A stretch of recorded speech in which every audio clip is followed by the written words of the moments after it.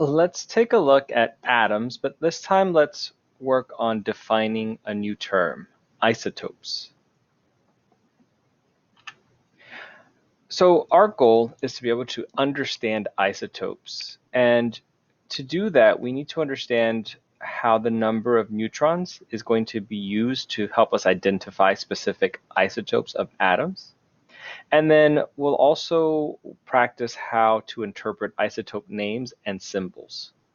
And a word I want you to look out for is mass number.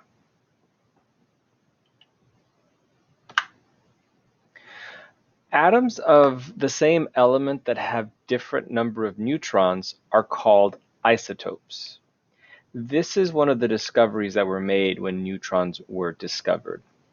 Some elements actually have multiple types of atoms that all have the same number of protons, but they differ in the number of neutrons.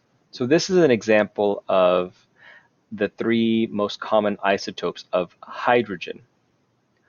All of the hydrogens have one proton, but the first one has no neutrons, the second one has one neutron, and the third one has three neutrons. Now, this means we need a way to be able to talk about these. Just like if I had 7 different people with the same name in my class, I would need a way to differentiate them. Here, I need a way to tell them apart. And to do that, we're going to use something called the mass number. And the mass number is just all the protons and all the neutrons in the nucleus added up. This is simply just counting the particles that are in the nucleus.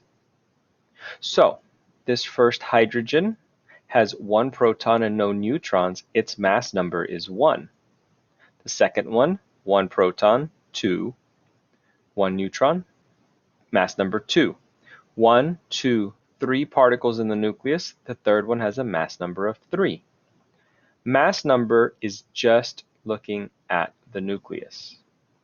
Now, if I have different isotopes with different nucleuses or nuclei, I need to be able to say that in the name.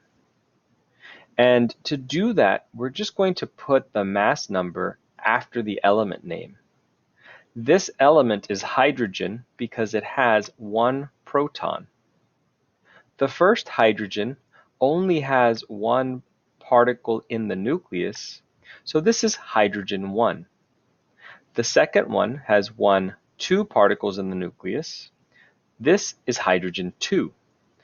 The last one, hydrogen 3. It's the number of particles that are in the nucleus that is the mass number, and it comes after the name. Now, we can also shorten the symbols as well. So there are 2 common ways to do this. One is to use the element symbol, followed by the mass number, H1, H2, H3. Or to put the mass number in front of the symbol as a small number slightly above. So this is hydrogen 1, hydrogen 2, and hydrogen 3. In either of these, what I'm looking for is a number, and that number is the mass number. Now, to recap, isotopes are atoms of the same element because they have the same number of protons, but they have a different number of neutrons. Isotopes can be identified by their mass number, which is the number of protons plus the number of neutrons. And the mass number can be put after the name or after the symbol to tell me exactly what atom I'm looking at. So in this picture, this is an atom of lithium-7 because it has 1, 2, 3 protons, 1, 2, 3, 4 neutrons, 7 total particles in the nucleus. And I can write lithium-7 or lithium-7 or 7 and then the Li.